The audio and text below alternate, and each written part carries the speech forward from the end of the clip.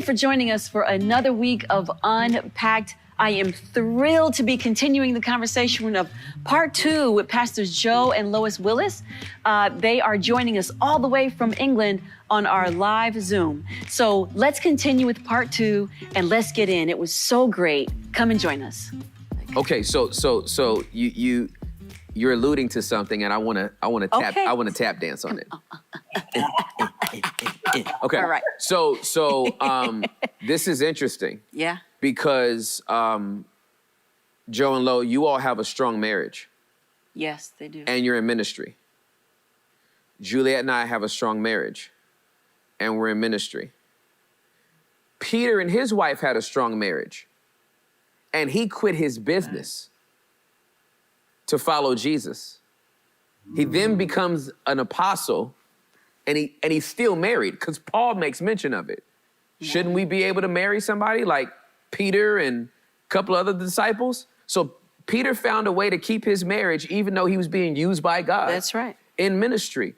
I think it's very, very important to talk about this, because how many couples do we know whose marriages don't survive the thing God called them to?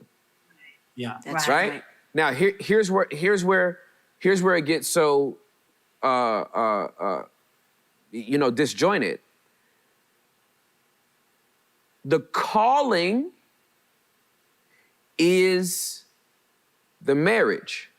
That's right. The work is the ministry. For sure. I was called to be in relationship with Christ. I answered that call. And then I accepted a call to be married. I also agreed to work in the ministry. Right. That's a job. Yeah. If anything goes down between me and Juliet, I'll quit this job. Because this ain't my calling. I can get another job. Yeah. Right? Right. And so I've seen so many marriages, we've seen so many marriages just get destroyed thinking that God called you to a place in ministry that couldn't sustain your marriage. That's right. No, you went to a place in your job that your marriage couldn't be supported by. Right. And instead of choosing the marriage and adjusting the hours at the job or getting another job, you got another spouse instead. Because so many of them get married to the work. That's exactly right. They wind up in an affair with Jesus's bride instead of going home to their own. And that's all too common. Okay, so let me give you this. Let me give you what happened to me a few years back. So I'm a young adult pastor at the Potter's House, and I'm driving home one night, and I'm reflecting on the service. It was a really good service, right? Like all the stars were aligned. I just felt like it was really dope. So I'm driving home, and this thought hits me, and I went, and I talked to the Lord out, verbally, out loud. And so I'm driving, and I went, "You just used me." No, people talk about, I was used by God. No, I was like, you just used me. Like, you just used me to encourage your bride and strengthen your bride and uplift your bride and inspire your bride. I'm still driving. And I said, from now on, I'm in a competition with you. Wow. I said this to Jesus. Wow. I said, from now on, I'm in a competition with you. And here was my words. I will not have better words to say about your bride than I have to say about mine. Wow. Wow. It's not going to happen. Right. Wow. I'm not going to be getting the right words to say and, trying to line up the right words and then talking to her reckless. Right. What you want?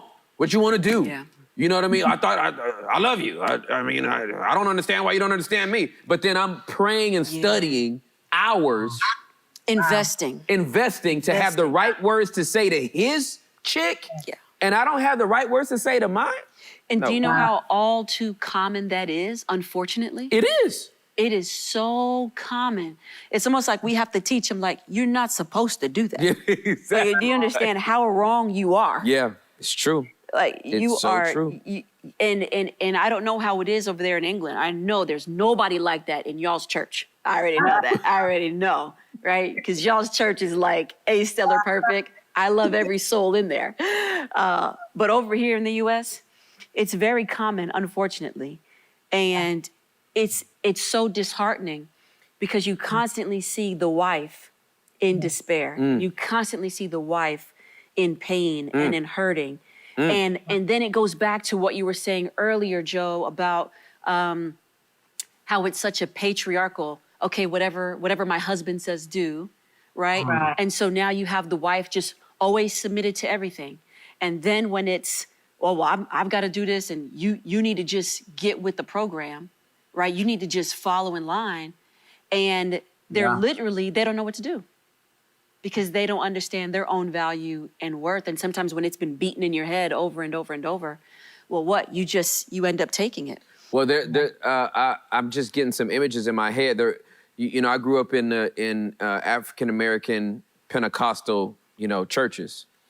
And, a lot of those first ladies in the church wore these really big hats and really nice dresses. But those big hats were as much high hurt as they were high fashion. That's exactly. It was meant to cover the face. Right. It was meant to kind of obscure the facial expressions of this girl saying amen and she's saying mm-hmm. Yeah. And, again, all too common. And most of these pastors' wives are just as broken and just beat down. And not just pastors' wives, people in the pews as well. But these leaders are just as, they don't feel valued. No. They don't feel heard. It's true. They don't feel appreciated, right? And their spouses get all this praise, and then they just feel so neglected. And we see it all the time. We definitely see it all the time, and it's heartbreaking because unless they really reach out for help, ain't much you can do. Right. You know what I mean? It's just not much you can do. And for us, like my conviction is if we are not winning at home, then we're not winning at all. Exactly. It does not matter the size of my church, the success of my Instagram, my kids. If my kids and my wife are not giving my best, then we're not winning. We are not. We're not. It's not a win. Right. Yeah. We're not showing Christ, and I think marriage has become a social construct where happiness is the goal. But actually, the biblical goal of marriage is to portray the image of Christ and to extend His kingdom. That's right. Right. So for us, if I'm not portraying the image of Christ in the way I treat my wife, in the way, we speak to each other, in the way we are raising our kids, in the way we are at home, then we're not winning. I love what you said in the Unpacked week, in week number 5, where you talked about submission. This was my favorite week. This was so sick. And I love how you talked about how you love an argument. And I'm the same. I don't love the argument. I love the outcome of the argument. That's right. What it produces and represents. Yes. 27 talks about faithful are the wounds of a friend, but the enemy multiplies kisses. And for us, I refuse to let things go by. And for you, the same. Like I would rather. I don't know, I would rather dig a hole and jump in it than say something from the platform and look my wife in the eye and think there is no integrity there. For me, I just think if we cannot preach what we live, and we're not perfect. Gosh, I'm as screwed up as the next guy, and there's imperfection in me. But for me, the goal or the pursuit is not perfection, but the pursuit is Christ and everything that Christ is. And if I can embody that, and if I can project that to my neighbors, if I can project that to the people we see every day, if I can project an image of love for my wife, for my kids, seek first the kingdom of God and all things will be added. So everything else, success, whatever that looks like, is a byproduct. Right. It's not the goal. It's great. Well, and Joe, it's exactly what you're saying. None of us are perfect, right? We're all imperfect people that are married, but it's the heart behind it. I'm doing what I can, but the ultimate goal is to please the Lord. The ultimate goal is to do right. I can't stand up here and not be integral in what I'm saying or what I'm preaching and be okay with myself. And yet that's something that's, again, far too common, in these times where these ministers, these preachers, whoever, these people, general people, just people that profess Jesus as their Lord and Savior are just a whole nother way at home, right? And then put on this front when they're around other people and they're smiling, and it's a fraud. It's just a fraudulent marriage. And it's almost like how we need to be better examples to get people out of living this sort of facade that's not real. But we need, it's people like you, Joe and Lo. It is. This is what I'm talking about. Quality, strong marriages is that heart to want to do right and want to do better.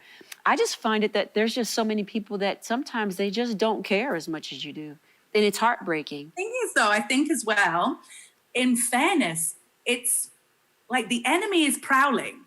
Like when it comes to marriages and it comes to marriages in ministry or whatever that ministry looks like, the enemy is prowling. And I think, say the area of I don't know, greed or success, like it's so easy for that to be a draw. And I think we have a responsibility to each other to keep bringing ourselves to that place of humility. And so we'll be open with one another if we can see little steps of, I don't know, just that ambition, maybe slightly ungodly ambition creeping in, or maybe it is just that lure of success or whatever. I think we have a responsibility to keep bringing each other, keep communicating. Hey, let's bring it back down to who we are and everything. I think everything, our ministry should flow out of our marriages. Everything that we do, it should flow from that place. But I think communication, you've spoken about communication so many times. I think communicating like expectations and things like it's so crucial. But I think communicating when it feels like things are taking a hold or leading you down paths that you don't want to go down, I think it's so crucial. We are each other's anchor. Yes. That ultimate anchor, but we have responsibility to each other to keep ourselves anchored, grounded, and to not run away with some of the things that can take us off course. So I'm really curious about how this is kind of extended to others in your church. We're hearing a lot of feedback from people. I was reading something to Juliet, I think last night or this morning, about a friend of ours at a church. He went in to do premarital counseling with them, and they've already listened to all 9 weeks and all the Unpacked. And they said, we're going to be listening to this for the rest of our life. It's going to be like our library resource that we go back to. This is something that will be a book next year. And a workbook. And it will be a workbook. And a curriculum. Working on it. We have people that are saying for both premarital and postmarital, this is now a prerequisite before they can even meet with a person in their church. So how has that extended to C3 Hope for you all, or what, if you're even planning for it to be a resource for people to engage with like that? Yeah, well, we said as soon as we heard this series, we're like, this is something we have to get our church to hear. And I think for us, like these hot Sundays that we're doing, it's so cool. These topics that maybe aren't spoken about enough in church. Yeah. I think it's so easy for marriages you come to church, you do your church thing, and then you go home and you do your married thing. Yep. Bringing your marriage into the house of God and opening it up for God to speak into, I think is so crucial. So like we have some marriage like retreats and days that are coming up. So I'm thinking so much of this content is like, watch it before you arrive at the retreat. Yeah. But like this, oh my goodness. Yeah. We'll be making a big Sign order. us up. Let us know where Orders. that retreat is. I'll be on the next flight over there. Yeah, but for us, we do pre and post marital with all the couples who are getting married. But this sort of stuff is going to be compulsory because I think for us, we said it this morning. The frustration is that 2 weeks on sex is like scratching the surface. You're right. 9 weeks as like unbelievable as it was. Yep. Like there's so much, isn't there? And so for us, this is something that I think people need to do annually. You know, like you do an MOT on your car annually, right? You need to do an MOT in your marriage annually. Yes, and this isn't just for when crisis hits. Yeah, it's like check the car before it breaks down. That's right. Like, do the work. And I think this is, we have a what's it called, a life audit. Yes. It's like a series of 25 questions. Personal MOT. Yeah, of like, how's your sex life? How are your friendships? How's your outreach to your neighbors? Just lots, 25 questions. And I don't know, maybe every 3 months we'll try and answer these questions and see how things are going. And I think this question of how's my marriage going? How are my date nights going?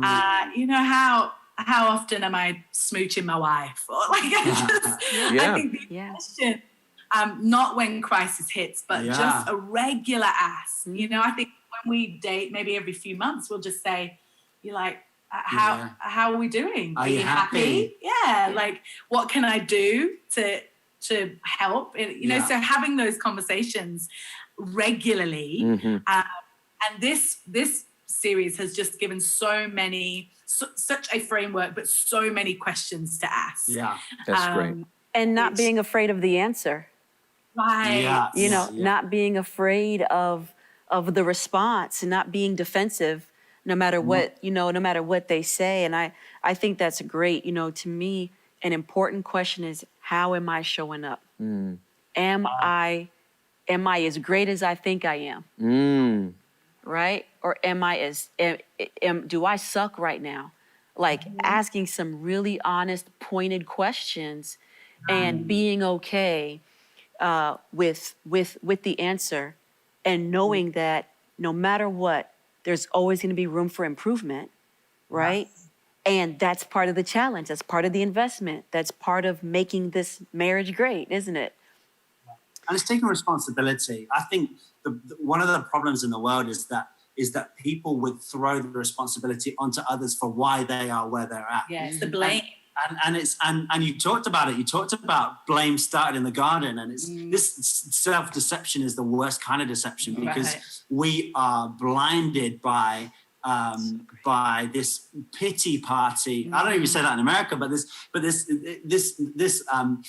the Australians call the English POMS, which stands for poor old me. It's like always a rainy day with an Englishman. It's always like it's always woe is us. Right. And I think we can project our guilt or shame or frustration onto others and almost make it somebody else's problem. But when we make it our responsibility, we make our marriage, this is down to me. This is not down to, a mistake isn't just one decision. Often it's 1,000 little decisions that got you there. David didn't sleep with Bathsheba in one big decision. It was a load of tiny decisions that led him to this place of moral corruption, and for us, we have to take thoughts captive, like Corinthians tells us, and we have to take responsibility. Right. And, just like one little thing that I read just this week was this marriage expert, John Gottman, was talking about the 6-second kiss,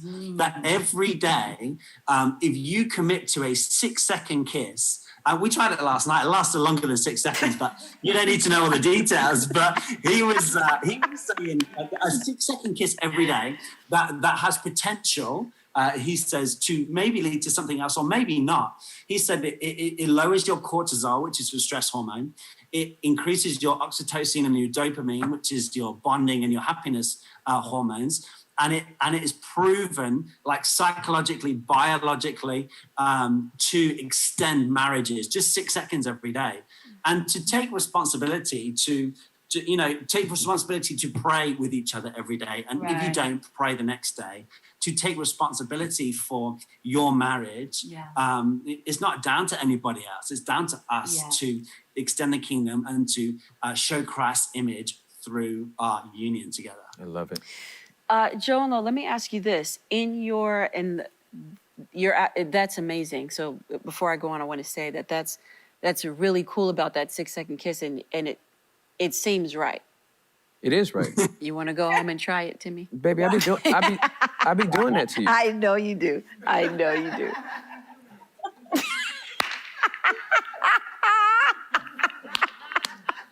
Oh, goodness gracious. Okay, as I was saying. What I'll do is I'll just come and get Juliet's face, and I'll just put my lips on her lips, and she's thinking like it's a peck, and she'll try to move, and then she's like, ooh. And I just hold her there. And I do it on 6 seconds or more on purpose because something changes. After she does that, then she's like, oh. Right? And so it only takes 6 seconds for it to, again, calibrate you. Yes. Doesn't necessarily mean we're gonna have sex right now, but it does mean like there's a calibration of like, oh, this is different. This is not the off to work, off the, it's, I'm reminded that you're me and I'm you. Right. We're just in different bodies. Yeah. And so it's a beautiful thing to have that reconnection last long enough for the reminder to appear. Okay. So very good and very true. Not that I doubted anything you said. I celebrate that 6 seconds. And I think that's wonderful. What I wanted to ask you was, in England and in your church, you guys have a really diverse community of people, and you all have a really beautifully diverse community of ethnicities and culture, right? Which with that brings traditions, it brings different mindsets, different societal beliefs, right? Yeah. And so based on what you're talking about and just how we view marriage and how you all view marriage is so the same and similar, but you probably come against a lot of societal beliefs and cultural beliefs because you all are right in the middle of just a beautiful mixture of all God's seasoning of people, right? So how do you all try to get people to understand that, hey, no, this is the way God wants it to be? Because I'm sure you fight against belief systems that have been rooted in their life and in their marriage for years. I'm sure you come against that. Am I wrong? Absolutely. It's always very interesting with our pre-marriage course that we do. We have like a questionnaire for people to fill in, and they ask, what's my view on savings? How many kids would I like? What's my view on disciplining children? Just lots of different questions, and they fill it in independently and then bring it together like without discussing to the first premarital thing. And then we just go through the questions that are very different or, very similar. Like one wants no children, one wants 6, and one. Yes. And so, and what a tool that is, because you're right, we bring so much into our marriages, even just the way that we have been raised, even if, just culturally, we're from very similar cultural backgrounds, we can bring so many different things to the table. And I think for us, the big thing that we bring to people is that Christ is the cornerstone. And if make him the cornerstone, then out of that everything else flows.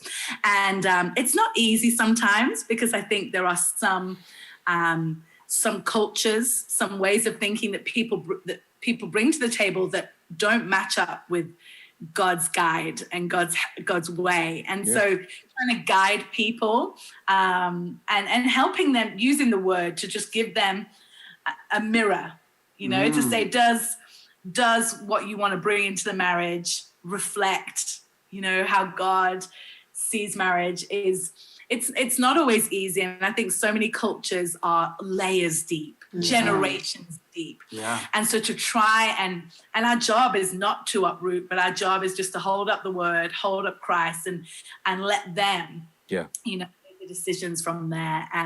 But yeah, if he can be the cornerstone, if he can be the foundation, then hopefully, you know, so many marriages we've seen, you know, amazing marriages from two different cultures, you know, just two different worlds coming together.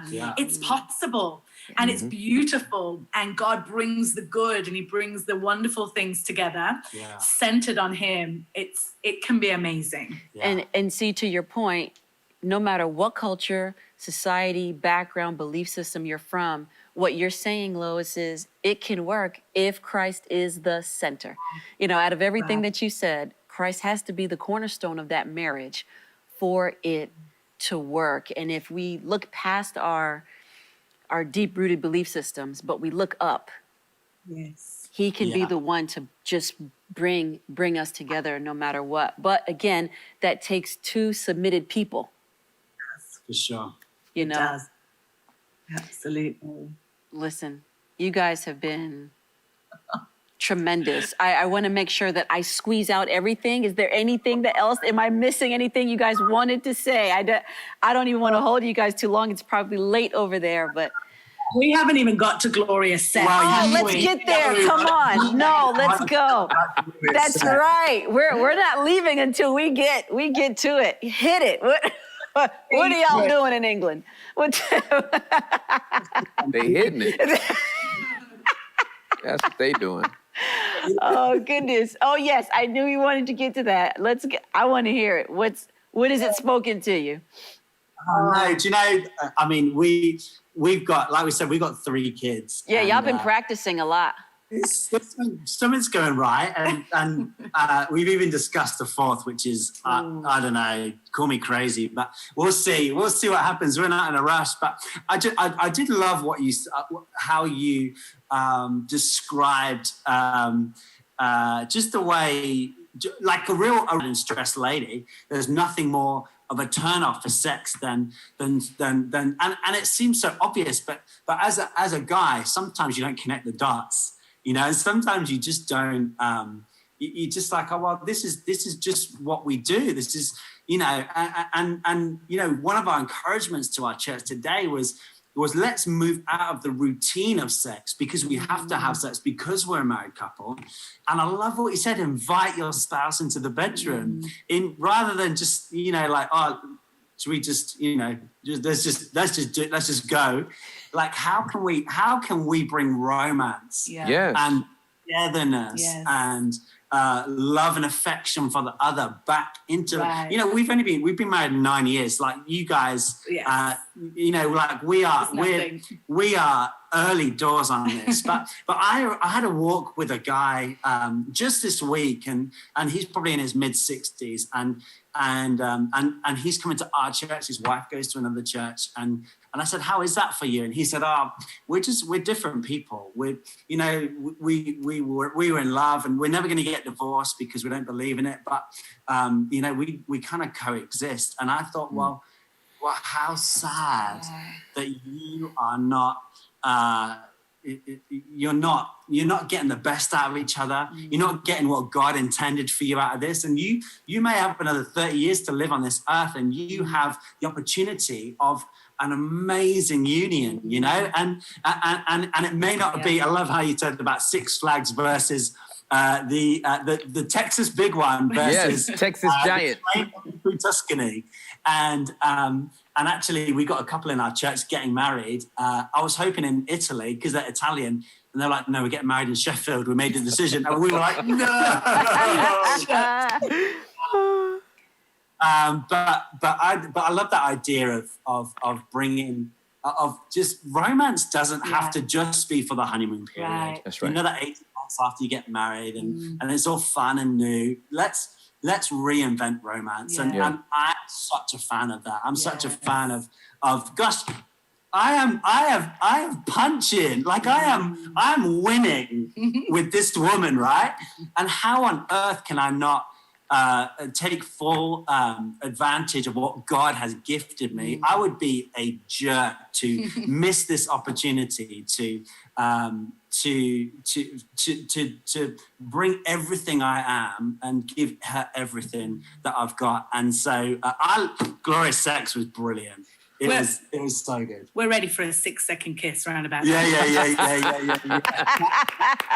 Y'all go for it. Go for it. Hey, so Glorious Sex, you know, that actually wasn't supposed to be the last message in the series. But the Holy Spirit just kind of switched some things around, and I was so happy about it because it is the crescendo, right? You think about this picture of Genesis chapter 1, God speaking male and female into existence, and they existed, but they didn't have bodies, right? And then he takes the dust of the ground, he blows his spirit into the body, and the man is there, and the woman's in him. The woman is inside the man. And so it's not until he puts him to sleep and tears him apart that he gets the woman outside of the man. Then he presents this woman back to the man, and this man gets to enter his own body through this woman. And God sees his picture again of Genesis chapter number 1. It's the most beautiful thing about sexual intercourse is that the glory of God, the image of God, literally shows up. Amazing. And so coming from a really broken childhood of sexual abuse and then perversion, right, and promiscuity, what I refuse to allow the enemy to do is to make me be addicted to inglorious sex and then become shameful about glorious sex. Right. So that's why I'm so happy to talk about it. Yeah. Because I got sucked into and addicted to this broken narrative. How much more am I going to talk about the godly narrative? And so to get couples to be revitalized in that area of their life, and to, you know, there's a passage that Sarah says when she laughs when God says Isaac is gonna get pregnant, that you're gonna give birth. She laughs, and then he's like, "Why did you laugh?" She was like, "I didn't laugh. You didn't laugh out loud, but you laughed in your heart." And this was her words. How could an old woman like me experience pleasure? She didn't say, Have a baby. "I'm gonna have a baby." Wow. She was like, "Oh, I'm about to get some." Right. Like, I can still experience pleasure at this age, right? Wow. And then when Paul talks about it in 1 Corinthians 7, he says, a married man thinks about the way he can please his wife. A married woman thinks about the way she can please her husband. And so when we talk about sexual pleasure within the union of marriage, this is this exploration we get to go on with each other's bodies, where we literally take an exclamation mark and say, this is a way that I can minister to you in a way that allows you to experience pleasure that no one else on the planet is gonna make you experience. You won't get this anywhere else. And when people get back into that and not see, this is the thing that pornography robs you from, right? Pornography gives you this distorted image and view that these women are always available. That's the trick of pornography, right? Well, why doesn't my spouse act like this porn star? Because this porn star was paid and it was recorded, and you can pull it up whenever you want to. You can't pull her up whenever you want to. That's right. She works in 3 to 4 month cycles and gets paid $15,000. Okay. So when you look at it in a different way, you start to say, every time our bodies get to come together, we are glorifying God and bearing his image, which means this does not have to be fast. This does not have to be perfect. That's right. This is not a performance, Yeah. right? That we're literally showing up for this beautiful gift that we get to give each other. That's right. To please each other in a way that gives us all of these great releases. I think you got dopamine, and then you got oxytocin, right? You got the Texas Giant and the vacation, the vacation in Italy. But some days you get the Texas Giant in Italy. Come on. You feel me? There's some days you're like, I think the Texas Giant, Six Flags came to Italy, right? You know what I'm saying? It's Six Flags over Italy. So I feel like, and if you go on the journey, you'll hit those highs and lows. Mm-hmm. Some sex is meant to just be comforting. Some sex is meant to be stress relief. Some sex is meant to be that exciting dopamine hit that you're like, oh my God, we haven't done it like that since, the first kid. You know what I'm saying? But if you go on the journey, you're gonna have all those experiences. Right. Yeah. If you give up on that journey, it becomes routine and mundane, and that's where the world has tried to dismiss the narrative of married sex as it's monogamy is so boring and you're with the same person over and over again. Listen, you have no idea how many adventures you can go on with the same person if you know what you're doing. Absolutely. So anyway, glorious sex I could talk about that all day. And just one final thought on that, because next week we've got a Christian sexology expert coming to us to talk through, because what the gift that you guys are is that you are talking about stuff that churches very rarely go into the depths of, and very rarely choose the same passages. We choose the well-known stuff, but actually her story is that for the first 3 years of their marriage, they had sex 3 times because she was a pastor's daughter and was so scared about sex. It was for procreation. Right. It was not for outside of marriage.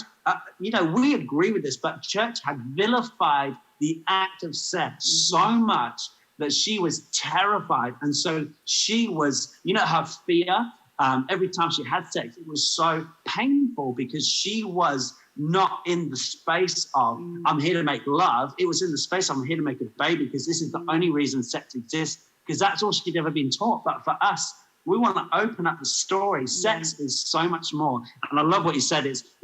Song of Solomon, for goodness sake, is like why would we have a book like that if sex is not, if sex was just for making babies? But we have to enjoy every element of it. And so that's why I loved that session. It wasn't just because you talked about sex. It was the way you unpacked it was just gold. And your teaching it's changed a lot of lives. Thank you.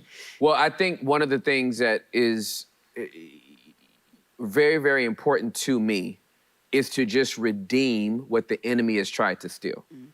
Right? There was a narrative that the enemy never wanted me to experience with Juliet because of the things I had been exposed to in my past.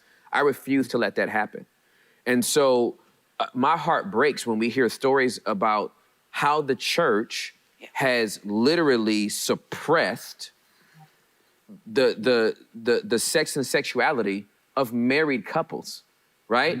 And by doing so, released fornication, homosexuality, in the church. Right. Yeah. Okay? Affairs, all because we won't talk about it the way Scripture has plainly talked about it. And this is why when we did Unpacked, when we started talking about, when we had our friend Jenna Mountain here, who's also a sex therapist, this is why I couldn't wait to talk about the clitoris. It is the literal end all to anyone that tries to say sex is for only procreation. Then explain the clitoris. Right. The only reason why it's there is to experience pleasure. There's no other reason for it. It was like God was like, I know how I'm gonna do this. I know exactly how I'm going to prove my point. I'm gonna leave this there. And when she finds it and he finds it, they won't be thinking about babies. No. Right? And I think bringing that narrative back to church and normalizing it starts to when you bring in light, it pushes back darkness. For sure. But where you refuse to flash light, you bring in darkness. Mm-hmm. Absolutely. And we've just seen too many churches come out with too many scandals because of the From fact too that many leaders. from too many leaders because we won't even turn the lights on. Light will push back darkness. That's right. When I talked about sexuality, when I did that series on sexuality, I had homosexuals, bisexuals, trisexuals, heterosexuals. All of them. All the sexuals say, we can't even argue with your message. Wow. I don't know if I need to take a vow of celibacy now. I thought I was gonna get body slammed. I had homosexuals saying I was gonna be body slammed. I thought you were just about to crucify us. You literally left me nothing to argue with. Well, I just turned the lights on. If I turn the lights on, you gonna see yourself. Well, so many people are scared to broach something that they don't have an understanding for. Yeah. And That's they're very scared to talk about a topic that they have yet to thoroughly search the scriptures for. Mm-hmm. Right? And so you defeat the darkness with the light, like you're saying, but it is the light of the word. Yep. And this book has everything in it. It just does. It has all the things in it. We just have to read and read with understanding and read with clarity, right? If we get rid of our perceptions and we ask God to show us his word in this particular area, it's there. Yes, good. It's just there. Yes, and so good, baby. when you find a lot of preachers that are ashamed to talk about it, they're either battling with a lot themselves or they're intimidated to broach a subject that they're not fully knowledgeable on. But again, that would be me challenging them to go dig deep in that word and don't just cherry pick. That's right. You know, read all of it. Yes. You know? That's right. So, that's good, baby. Listen, you guys, this has been an absolute tremendous gift for us today to have you all on this show. I agree. And to have you all, you know, share your night with us, your evening with us. I know it's late over there and you've got 3 little beautiful babies with the cutest cheeks on the planet. They're so yummy.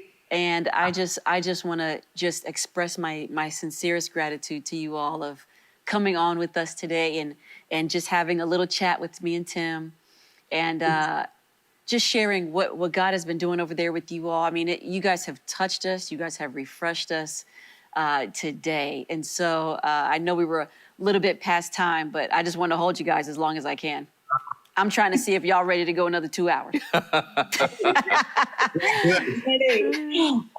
We're so grateful. Thank you for having us and enriched us. And we can't wait to roll it out, get this book out because we're ready for it. Listen, It's coming.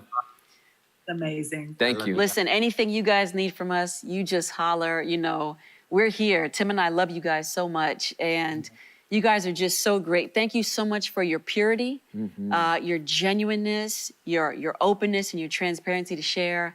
I'm so grateful to you. And so for those of you watching, if any of you live in the Sheffield, England area or close to, and you want to visit Pastor Joe and Pastor Lois Willis, they are at C3 Hope. And I believe the website is c3hope.church. Listen, they have a tremendous church in England. We've been there. We love them. We love their church. Their members are amazing. You will feel right at home. And so I want you to go check them out or go online and watch them. They are tremendous, tremendous pastors. When we first met them, our hearts were immediately knitted with theirs. And we've been up in a hotel room 2 o'clock in the morning, just loving on each other and chatting and chatting and chatting.